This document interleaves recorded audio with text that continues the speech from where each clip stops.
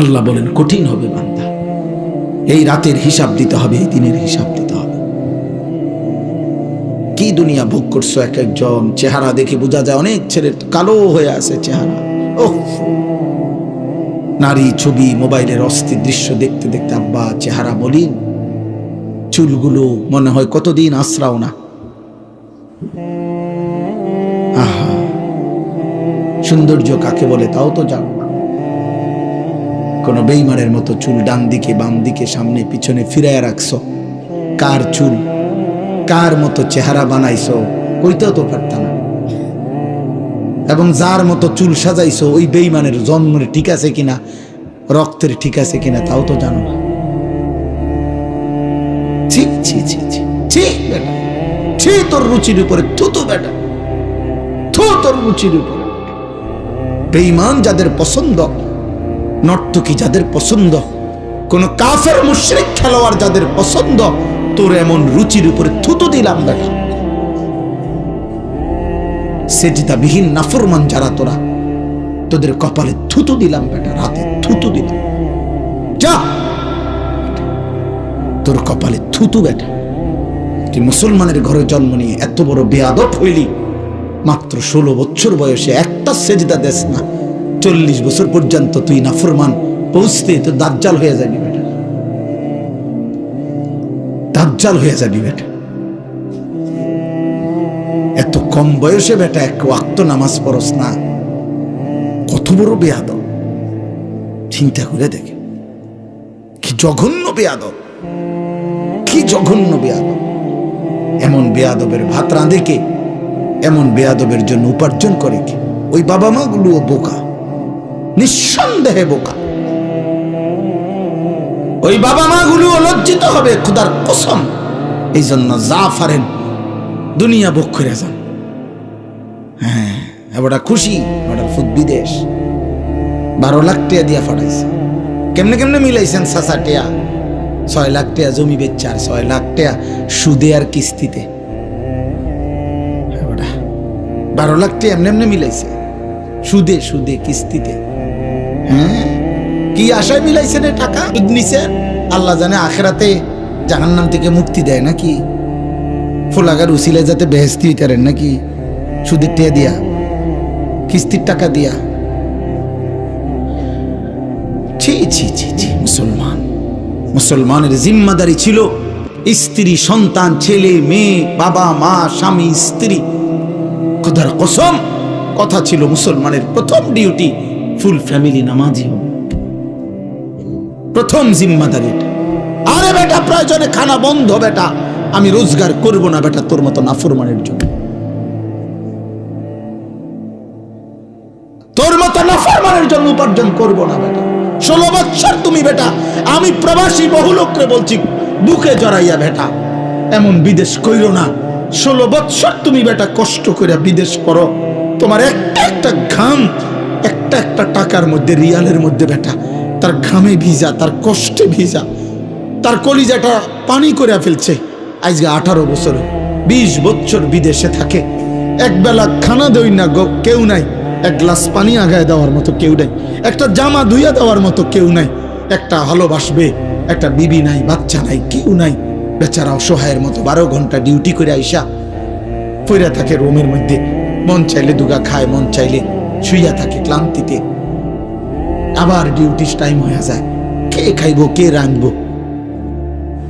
এত কিছুর বিনিময়ে তোমার স্ত্রী দেশে বাজারে বাজারে ঘুরে গ্রাম চুক্তি বেড়াইতে লগে কথা কয়, তোমার ছেলে নামাজ পড়ে না, তোমার মেয়ে অসৎ চরিত্রবান, চরিত্রহীন কোন লম্পটের সাথে হারাম প্রেম করছে, আর তুমি বই বই বিদেশ করতে আসো। করো, বিদেশ করো, আরো পয়সা কামাও। কেউ রাগ হইলে, কোন প্রবাসী যদি আমার কথা বলতে পারবে, আমি তাকে বলতে চাই, ভাই তোর কষ্টের টাকা, তোর মেহনতের টাকা, তোর কলিজার ঘাম করা টাকা তোর স্ত্রী সন্তান আল্লাহর নাফরমানিতে ব্যয় করছে। রাখো বেটা, এমন টাকা কামাই বেটা। আগে বুঝাপড়া করো বিবি বাচ্চার কাছে যে নাফরমান আল্লাহকে যদি তোরা সেজদাই না করস, তোদের জন্য আমি উপার্জন করবো কেন? তোদের জন্য তোরা যত আল্লাহকে পাত্তা দাও না, তো তা আমি আর তুমি কিতা। আপনি মনে রাখেন, একটা ছেলে একটা বাবা এখানে যদি থাকেন, আপনি মনে রাখেন, যেই সমস্ত আপনাদের ছেলে 14, 16, 18 মাত্র বয়স, 20 বছর বয়স, এক ওয়াক্ত নামাজ পড়ে না, ওই মনে রাখেন ও আপনারে কি বলতে চায় জানেন? ওই বলতে চায়, বাবা, আরে বাবা, এত বড় সৃষ্টিকর্তা, কায়নাতের সৃষ্টিকর্তা আল্লাহ আমারে ডাকে প্রতিদিন 5 ওয়াক্ত, উনারে আমি পাত্তা দেই না, তুই বাপ কিতা বেটা? যা বেটা, বেটা তোর মতো বাপ বেটা গনার ধরিনি বেটা। আমি তো আল্লাহরই কিছু মনে করি না বেটা। এই গাদ্দার তো আল্লাহরই কিছু মনে করে না। এই জন্য আসমানের নিচে না, জমিনের উপরে বেনামাজি সর্বনিকৃষ্ট বেয়াদব। এই জন্য চেহারা কালো, আরো কালো হবে বেটা, মনে রাখিস বাপ। কোন বিবেকবানকে দেখাইস বেনামাজি ছেলে যে তোকে দেখতে প্রিয় মনে হয় না অপ্রিয়, তোকে দেখতে মায়া লাগে না, মায়া লাগে না, তোকে দেখতে আদর লাগে না, লাগে না। কোন বিবেকবানকে জিজ্ঞাসা, সমবয়সী বন্ধু তোকে বলবে না কোনোদিন। তোর মতো চরিত্রহীন আরেকটা বন্ধুকে জিজ্ঞেস করলে ও চিনবে না তোকে। আল জিনসু ইয়ামিলু ইলাল জিনস, আরবিতে বলে যে যেমন সে ঝুঁকেও তেমন। কোরআনে আল্লাহ বলছে যে খবিস তার বিবিও হবে খবিস। আল্লাহ তাআলা কোরআনে বলছে যে ব্যভিচারী জেনাকার পুরুষ তার স্ত্রী হবে ব্যভিচারিণী নারী। তোর বউ হবে 3 নম্বর। তুমি যেমন চরিত্রহীন, হ্যাঁ টের পাইবা, টের পাইবা। দেখো আমি বললাম, আমি জানি আব্বা, শত শত যুবকের চোখের পানি আমি জানি।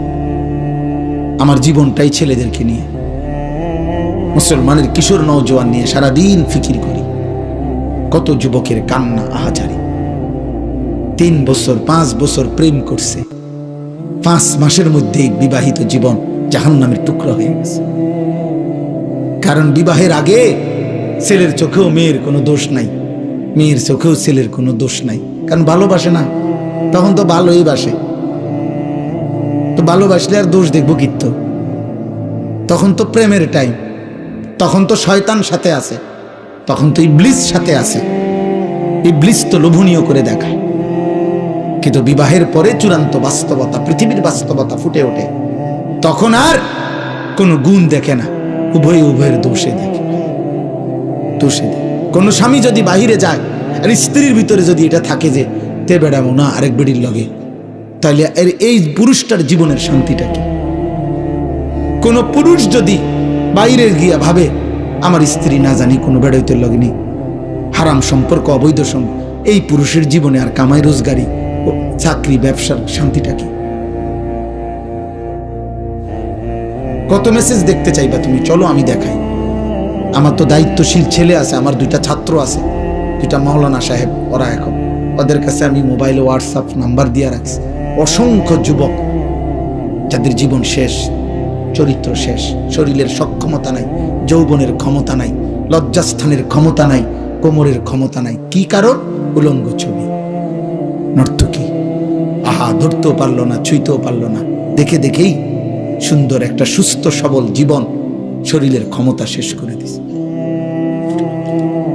একদিন দেখবে সে তার সক্ষমতা নাই, দুনিয়াও নাই, আখেরাতও নাই, জাহান্নাম ছাড়া। দুনিয়া তো জাহান্নামের আগুন, মানে দুঃখে দুঃখে কষ্ট, যন্ত্রণা। আখেরাত, আল্লাহ আমাদেরকে বুঝ দান করেন, আল্লাহ আমাদেরকে বুঝ দান করেন। আল্লাহ তাআলা বলেন, ওয়ায়াউমা ইয়া'আদ্দু যালিমু আলা ইয়াদাইহি ইয়াকুলু ইয়া লাইতানি ইত্তাখাযতু মা'আর রাসূলি সাবিলা। আল্লাহ তাআলা বলেন, এই নাফরমান পাপীরা সেদিন নিজেদের দাঁত দিয়ে আঙ্গুলগুলো হাতের কামড়াইতে থাকবে, এই হয় কামড়াইয়া ছিঁড়ে ফেলবে, আর আফসোস করতে করতে বলবে, হায় যদি রাসূলের পথ ধরতাম।